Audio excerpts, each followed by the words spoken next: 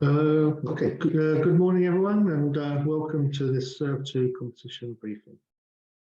Let's start with a quick look at today's agenda. I'll be kicking off with an introduction to the Automotive Transformation Fund.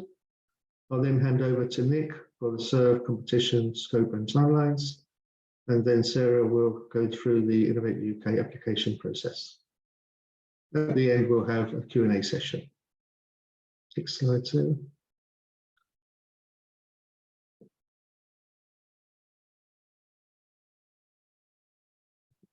As some of you already know, the ATF started life around 3 years ago, with current UK government funding is around 850 million. The aim is to help the automotive industry transform, industrialise for electric vehicle supply chains at scale and at pace. This to help maintain the UK's leadership position and support the UK's current strong export performance. Next slide, please, sir.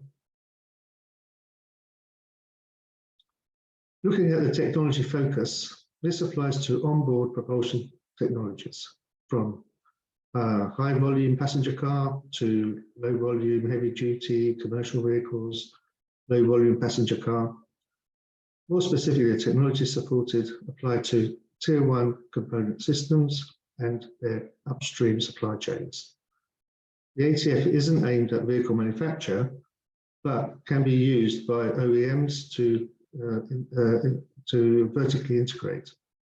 So, as already mentioned, the ATF supports on-vehicle technologies and mainly batteries, electric motors, power electronics, fuel cells, and importantly, the upstream supply chains. The aim to help industry and technology to give the UK resilience, sustainability, and cost competitiveness of supply.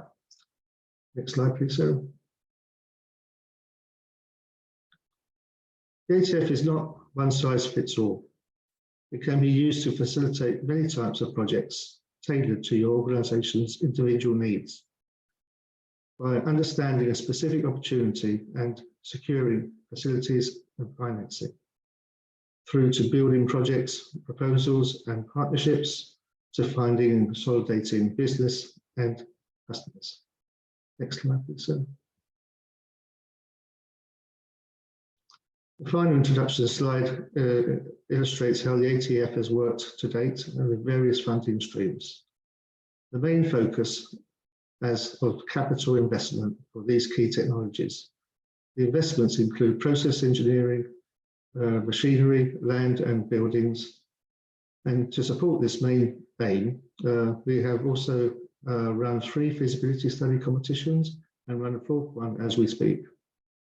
Feasibility studies have supported 69 organisations with £25 million on various supply chain studies, evaluating technical and commercial viability and investments.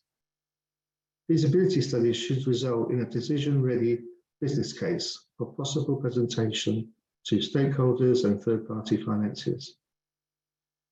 Last year, we also ran the first SuRV competition, which was well received by various applicants, with 22 projects and 35 companies succeeded in sharing £25 million in grant and pre-industrialisation R&D activities. For example, these R&D activities could be installing a production line and producing parts for various downstream customers for product renovation activities. So on that note, I'll hand over to Nick, who will tell you about the SuRV2 competition scope and timelines. The APC business development team will be looking forward to hearing about your forthcoming applications. Over to you, Nick. Thank you, Tony, and good morning, everyone. I'm Nikhil, and everyone calls me Nick, of course. And let me talk you through the timeline, scope, and competition of scope of SuRV2 competition. And next slide, thank you. Hopefully you're familiar with these timings, but this gives you all the information you need to know regarding this competition. Please be advised there are no extensions available for the application. Deadline is 11 AM on 11th of May. So please ensure you do not leave anything to the last minute. So next slide, please. We will start with an overview of the application process. Question 1 is mandatory questions on applicant location. The rest of the application is then split into 3 parts. Part 1 looks at the business opportunity and the scale and pace of how this will be realized, which is covered by question 2 and 3. Part 2 addresses the technical areas and how the project will be delivered. Part 3 concludes the strategic questions, focusing on how the project will help access the market and how will this benefit both the UK and those involved in the project. Part 4 then moves on to the risks and costs associated with the project. These questions are all assessed by independent technical panel. Last but not least, question 15 is marketing context so that APC and DBT communications team can contact the right person. Next slide. The R&D projects must demonstrate the Automotive Transformation Fund drive to support the industrialization at scale of a high-value automotive supply chain for net zero technologies in the UK. The aim of this competition is to support businesses to validate through pilot manufacturing and process development their commercial viability and readiness to rapidly scale within the automotive sector. It is recognized that some processes and technologies, while having a sound technical case for industrialization, lack the evidence that the technology and processes are at a suitable state of readiness for scale-up. The ATF SuRV2 program will support applicants in demonstrating readiness for industrialization. To give you more of a flavor whilst you digest the information on the slide, here are key SuRV2 examples. Can be used to re-engineer existing processes as a route to higher volume, can be used to validate processes to resolve supply chain issues and encourage onshoring, localization in support of higher volume, can be used to resolve processes, product issues encountering during previous industrialization projects, funded or otherwise, can support either key individual processes, step in manufacturing, or a complete end-to-end process. Next slide, please. So this SuRV2 competition supports technologies listed here alongside recycling processes for them. Next slide. Sorry. Over here. I think slides might have gotten a bit jumbled up. 3 to 7. So let me just go off to question 7. Sorry about this, everyone. The risks. This leads us to part 4, addressing risk and costs. Question 7 needs to identify what are the main risks to your technology not achieving scale up post SuRV2 project. How are these to be managed? Explain the overall context internally and externally, risk to a successful SuRV project itself, risks to attracting further investment or funding, your risk mitigation strategy. You must submit a risk register as an appendix to support your answer. Make sure you give this ample attention. It is not a box ticking exercise, but an integral part of demonstrating your organization and therefore the project's credibility.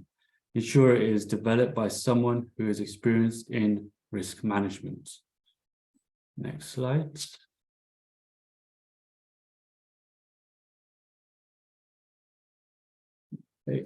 Cost. Lastly, this of course will be one of the last questions. Sorry about the mix up once again, everyone. Lastly, we arrive to cost questions, question 8.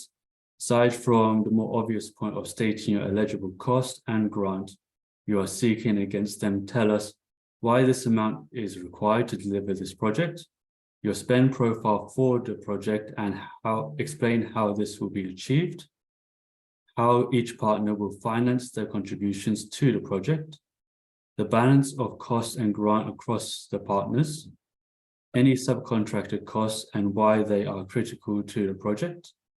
Split this down across the partners and by cost category, and link the costs to your work packages in the project plan. Thanks. All right, here we are. So now we're back to question 3. This is a bit embarrassing, sorry, of course.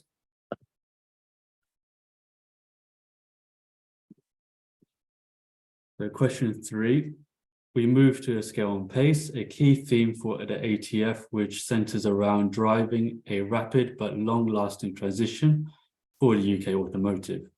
You need to respond to how this ATF SuRV2 project impact the scale and pace of further investment to address the business opportunity. Explain the changes you have identified as needed, such as personal, material, or other, the scale of the change required, the timeline for the scale up, and how SuRV2 funding accelerates this, and justify you have the capability to start the project within the proposed timescales. We recommend that you use the appendix well to include an overview of your available resources, specifically personal and capital assets to deliver this project. Next question.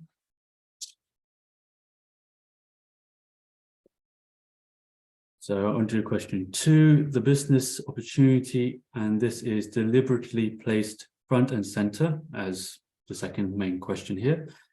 Here we are looking for a clear description evidencing your understanding of the opportunity you have identified that will improve and sustain the UK automotive supply chain. You need to explain where you have identified that the UK automotive supply chain can be improved and how this aligns with the ATF. Your progress made to date in addressing this barriers you have identified, and how successful ATF SuRV2 applications will help overcome them. Your forecast performance in a future funding round or grant application, how this will improve as a result of funding. Evidence is critical here, and you need to provide evidence across all these areas. Next slide here. Question 6 deals with the last of the ATF strategic categories, speed and sustainability of benefits. Describe the benefits to your organization and to the UK. How will you fix the timeline on which these benefits will be realized? Explain your strategy in this area and where the opportunity sits on this timeline. How SuRV2 funding accelerates achievement of your strategic milestones. How quickly the technology will scale post-SuRV2 projects. How the outcomes of the SuRV2 project will be disseminated inside and outside of your organization. When benefits will be realized and any opportunity to accelerate this. In the appendix here, include a timeline to illustrate the path to realization of the benefits with and without the funding. This should also show any critical or commercial decisions, milestones. Next slide. 4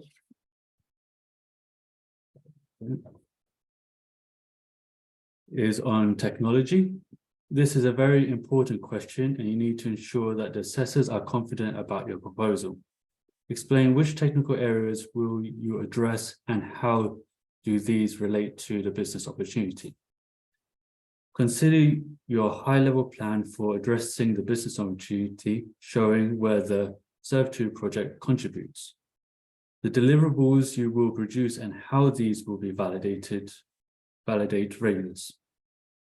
Your detailed project plan for delivery of the SuRV2 project.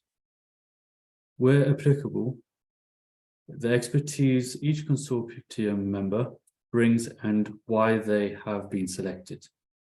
Any gaps in the consortium capabilities and how these will be filled, such as subcontracting. The technology or process in detail its maturity and readiness for scale-up. A comparison to best in class in the UK and globally. The technical barriers to progression and how you will overcome them. How SuRV funding will accelerate the readiness. The background, intellectual property, IP, you are taking into the project or the IP the project will create. Any parallel development work you are undertaking which will contribute to your scale up and readiness. Where your project sits in the bigger picture with regard to the end-to-end supply chain for net zero automotive ecosystem. How your project enables UK transformation to become net zero through supply chain development or resilience for critical subsystems, materials and minerals. You must submit one appendix with a detailed project timing plan showing key milestones and dependencies along with a clear map of where this project sits within the proposed value chain. Next question. Question 5, we ask you about trade and competitiveness. So how will SuRV2 funding help you access the market? How will it improve both yours and the UK's competitiveness? Explain the market, its geography and dynamics, and your go-to-market plan, the competitor landscape, and your position both before and after the SuRV2 project. Your next step follows following the SuRV2 project. How the deliverables will be exploited and leveraged, and why they will make you attractive to further investments. Evidence of interest from potential customers and investors, including evidence of technical qualification, trials where appropriate. How the project would improve your UK competitiveness, for example, in terms of rules of origin, you can submit one appendix to support your answer. If appropriate, we recommend you to include letters of intent from potential suppliers or customers. Next slide, please. And that concludes my section of competition scope and timelines. Thanks for that, Nick. Sorry, I'd just like to say well done for hurdling that and getting through all of the misorganized slides there. So apologies to everybody and well done to Nick for managing that. Obviously, we're open now for Q&A. So if you do have any questions, please do pop them into the Q&A box and we'll try and get you some answers. And we will also have a Q&A session at the end of the process section as well. So there will be more time at the end to ask questions. So first question has come in. Our project has both industrial research and experimental development. Which category should we choose? And if Innovate deem us to have selected the wrong category, would that mean automatic rejection? The category you should choose is the research category to get the maximum funding. And this is will be an R&D project, so that would be the correct funding. And if you select the wrong category, it wouldn't mean automatic rejection. That's fine. It wouldn't mean automatic rejection, but it may affect the percentage of funding. Yes. So it's very, very important to get the right category. Great. Thanks, Tony. Next question. Does this have to be an improvement to an existing manufacturing process, or can this be a new process for a new product to market?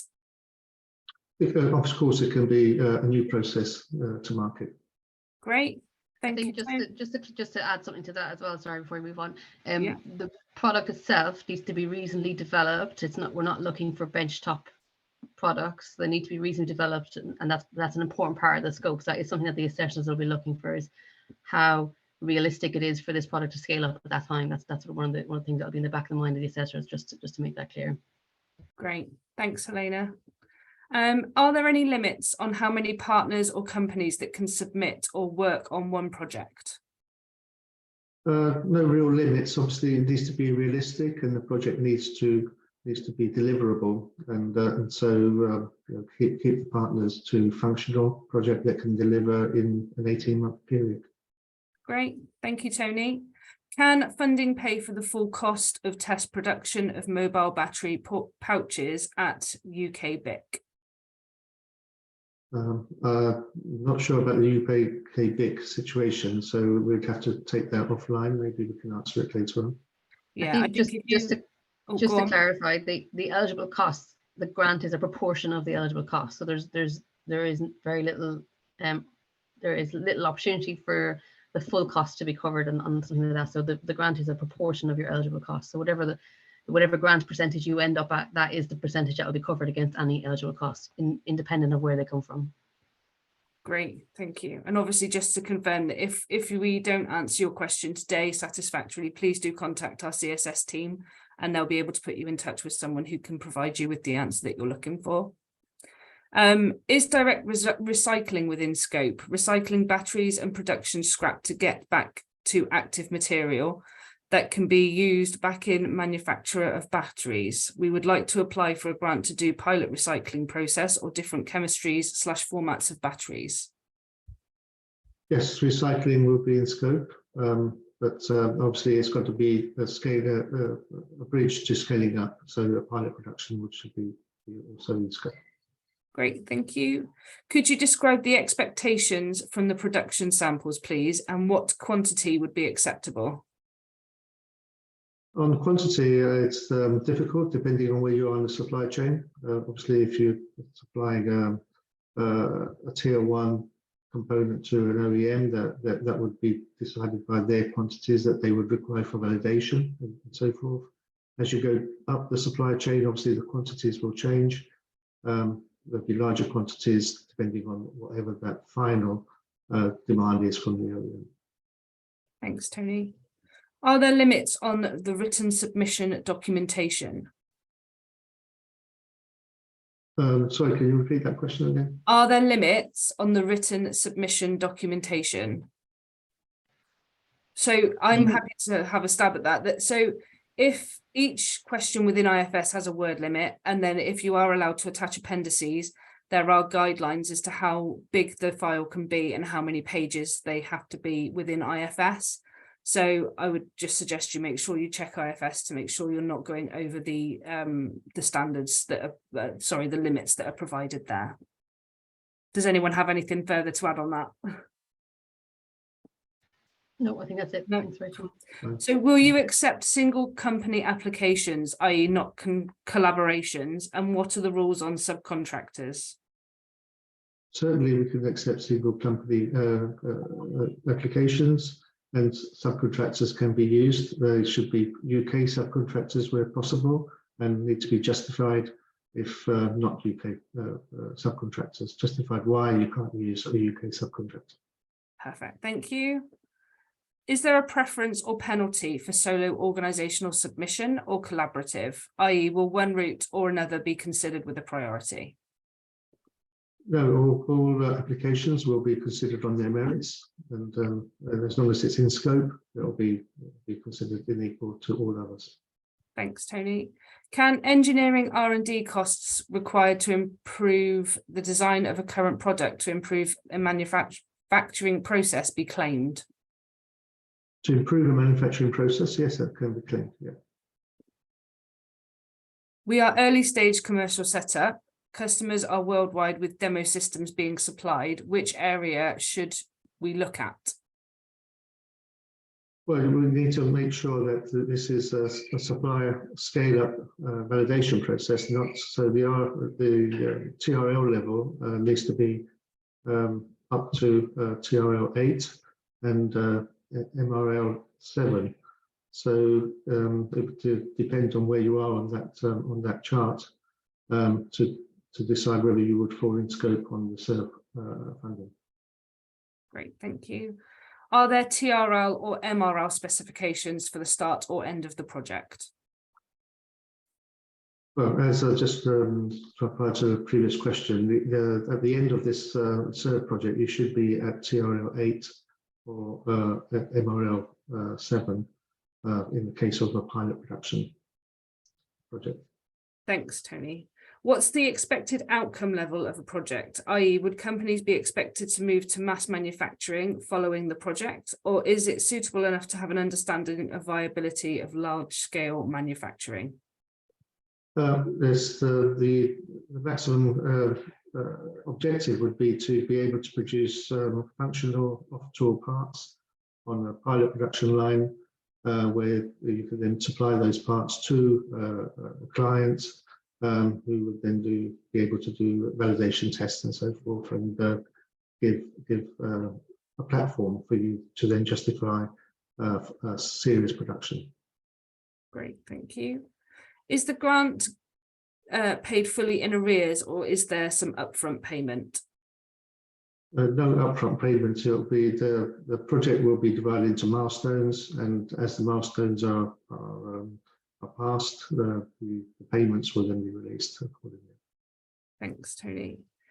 Would LFP cathode battery pilot plant and scale up be within the scope? Yes. Battery upstream supply chain is certainly in the scope. Are the production samples an input to the projects, in brackets, that we are seeking to scale up the production of, or an output deliverable of the project? Yes, that would be deliverable. Thank you. We have submitted a proposal for APC 23 in a consortium, thinking of hedging bets, and could apply for SURV. Concern would be that we can only serve one and not both grants. However, either will lead to the growth the BU needs, but one proposal may be stronger than the other. Any thoughts? You're certainly entitled to apply for more than one funding competition.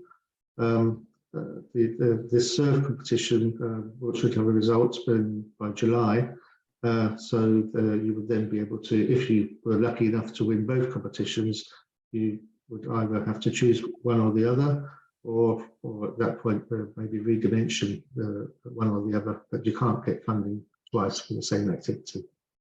Perfect. What is the proportion of overall funding that can be used for CapEx? There isn't a predetermined level for that. So again, it's down to what is sensible from an eligible cost perspective and what the assessor would consider sensible as well. Right, thank you. Can more than one application be submitted to test different technologies, processes in the same project? It's if it's an R&D project, maybe this is not the right funding stream for that project. But if it's a scale-up readiness for production, then that would be yes. Does a project within Road Vehicles Regulations 1986, but not a car qualify for the competition and is considered as automotive? So repeat that application again, Sarah. So does a project within the Road Vehicles Regulations 1980, so construction and use 1986, but is not a car qualify for the competition, and is it considered as automotive? I would have to take that offline and check the details of that. Yeah, so just to clarify, that the vehicle level is not in scope for the competition. This competition is looking at subsystems and parts that are that flow into a vehicle, but not at a vehicle level. But again, I think Tony's probably right. It's probably better for a more detailed conversation on that, just to understand the specifics a little bit more. Thank you. You specified that scale-up processes must be demonstrated as part of the project. Does the process need to be demonstrated on paper or physically? Physically, it's scale-up readiness, so it should have physical. At the end, it would be good to have a tangible outcome of physical parts ready to be scaled up. Is there any timeline restrictions for the funds, i.e. if the project is financial year 23-24, when would the funds be available? Well, the fund, as already answered our previous question, the funds will be available as the project milestones are completed, and the project needs to be completed by March 2025. So there's no restriction on startup. The only restriction that we do have is that the program ends as of the end of March 2025. I'm going to say, someone else chat, I've even got it wrong. That's the limitation. That's the only limitation that we have. Right. Sorry, Tony, can you just confirm that production samples are a deliverable? Yes, they are. Thank you. And then we'll do the last question and then we'll move on to the process section. So our project is setting up for the production of vehicle thermal management system, which includes battery cooling and heating for a double-decker bus. The product is in early prototype stage and serial production will commence Q4 23. Is this an eligible project? Serial production Q4 23. That seems like a very short timeline for this project. We could take that offline and see if we can fit it into this funding stream, but it sounds like a very short project. Great. So that is actually all of the questions answered. So what we'll do now, if it's okay, is we'll move on to the competition process, and we'll pick up any further questions at the end of the session. So thank you everybody for answering all those questions, really helpful. We'll now have a look through the competition process, and throughout this process I'll be referring to YouTube videos that are available. I will post a link to that in the chat now, if you just bear with me. There it is. There you go, you should all be able to see that. So that's a link to our YouTube library for videos that I'll be referring to. So with that, first of all, we'll have a look at the eligibility criteria for this competition. So to lead a project in this competition, your organisation must be UK registered business of any size. You must be requesting grant funding. The work must be carried out within the UK, and the results have to be exploited from all within the UK. Total grant funding requests should be between £750,000 and £2 million, with a minimum project duration of 9 months. Projects must end by the 31st of March 2025.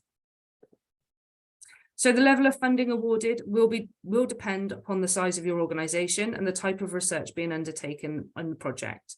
IFS will automatically calculate your percentage grant based on your answers you have input to the form. And for this competition, we have the R&D projects are split into 2 categories, which are industrial research and experimental development. So this slide details the different project costs available for your applicants to use in their application form. Further information on these different categories can be found on the YouTube links, along with guidance as to how to fill in our finance tables. Under the subsidy control regime, we will conduct a financial review and seek assurances on your organisation, leadership team, and persons of significant control. For further information on subsidy control, please refer to our YouTube video link and our gov.uk website. When submitting an application, you must certify that you're eligible for funding, and if you are unsure, please seek independent legal advice before applying. You must pass our financial review and assurances before being offered a conditional award. If you have an outstanding final claim or independent account report on a live Innovate UK project, you will not be eligible to apply for this competition as a lead or partner organisation. We will also not award you any further funding if you have applied to a previous competition as a lead or sole company and were awarded funding by Innovate UK, but did not make substantial effort to exploit that award, or if you have applied to a previous competition as the lead or sole company and failed to comply with grant terms and conditions. We are allowing applicants to resubmit previously submitted applications to this competition if they wish to. A previously submitted application is not materially different from one you've submitted before, but can be updated based on assessor feedback. These are the key dates to bear in mind for this competition. I know Nick went through them with you before, but it is important to note that submission deadline is at 11 AM on the dot. IFS will automatically close at this time, and so at 11:01 applications cannot be submitted. We strongly recommend that you submit your application as early as possible, as traffic will be high on deadline day. Please contact our customer support team in advance of the deadline if you experience any difficulties with submitting your application, so that we can assist you in good time. We are able to track site usage and submission uploads, and this table shows the number of applicants submitting their proposal each hour leading up to the 11 AM deadline. And as you can see, the majority of applicants leave it to the final hours. And for that reason, we strongly recommend you submit your application early to avoid any last-minute technical issues. As mentioned before, notifications for this competition are being released on the 23rd of June. And if you are successful, there are 8 further steps that need to be completed as part of the project setup. These steps are listed on this slide. And as a reminder, work can only commence on the project once you have signed and returned your grant offer letter. And we'll now have a look through the additional support that's available to our applicants. So at Innovate UK, we are on a mission to embed equality, diversity and inclusion in everything that we do. We believe that great ideas can and do come from anyone and everyone. Diversity in all its many forms matter. Evidence shows that diversity and inclusion in business contributes to enhanced innovation, satisfaction, performance, and ultimately commercial success. So just to give you an idea, we do work with a company called Diversity and Ability, and they are able to put reasonable adjustments in place for anyone that has barriers applying into our competitions. So if you do feel that you have a barrier applying into our competition and would like some support, please do contact our customer support team as early as possible to make sure that we give you enough time. We suggest at least 15 working days before the deadline. And then we can work with you to make sure we get you some reasonable adjustments put in place if that's necessary. So Innovate UK Edge is an innovation and growth specialist or scale-up directors that work with companies' leadership to hone its commercial strategy and help it take targeted action. This service is offered alongside project funding to help with intensive growth and scaling support tailored to the needs of each of our ambitious innovation-driven clients. And with that, that's the end of my process slides. So we will open up again for Q&A for any scope or process-based questions. And while we're working through them, I'll leave this slide up for you to make note of contact details if you so wish. So let's have a look at the next question. Is the deadline for the project end defined by the final deliverables or the grant being fully drawn down? Well, the final deliverables obviously need to be delivered by the 25th of March, end of March 2025, and the grant drawdown can then be released at that point. Great. So it's a grant drawdown as well. So the last date to draw down grant is the end of March 2025.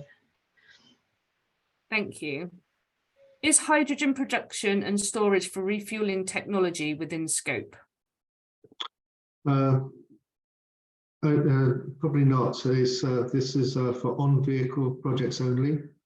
So hydrogen production, unless it's on vehicle, obviously is not in scope. Storage, if it's on vehicle storage, then that is in scope. Thank you. As a startup company requiring investment in additional to this grant, would this be seen as significant risk in financial review? i.e., are we less likely to pass the financial review? Well, as we said, all projects are based on their merits, and there's nothing excluding startup companies from innovating, so there wouldn't be a disadvantage. Thank you. We are in a live Innovate UK project that is still ongoing and not yet completed. Can we still apply for this funding stream?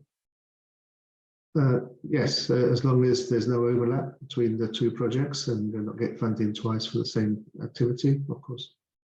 Thanks, Tony. Just to confirm, the 750k to 2 million is grant, not project costs. That is correct. So we are asking applicants to submit grant costs between 750,000 and £2 million. Answered.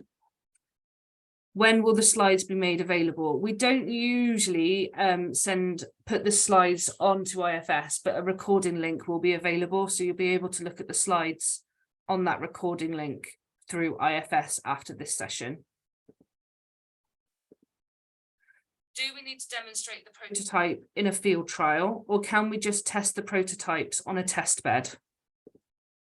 Well, this is for scale-up readiness. So you would need to be able to justify with this project that you are ready to go to serial production. So it depends on your customer, on how they would validate your process and product. Great, thank you. That seems to be all of the questions. I will just leave it. Oh, there's one more just come in. Can I clarify that the technology must be applied on board vehicles only? Will off-board technology applied on battery packs that enable fast charging be in scope? Yes, we confirm it's on board vehicles only technology, and any work that's done up in the upstream supply chain for those on vehicle technologies are in scope. Thanks, Tony. Perfect. Just leave it a few seconds. Great. I think that's everything answered. So it's just a final thank you now to everybody who's attended today. So thank you for coming to this session, and thanks for your interest in the competition, and wishing you all the best of luck with your application. Yes, I'd also like to thank everybody for joining the webinar, and to mention that the business development team at the APC is looking forward to receiving your applications and discussing them and so forth. Please get in touch by email at atf@apcuk.co.uk. Perfect. And thanks to everybody for helping me today and for your support, much appreciated. And with that, I will end the session. So thanks, everyone. Thank you, everyone.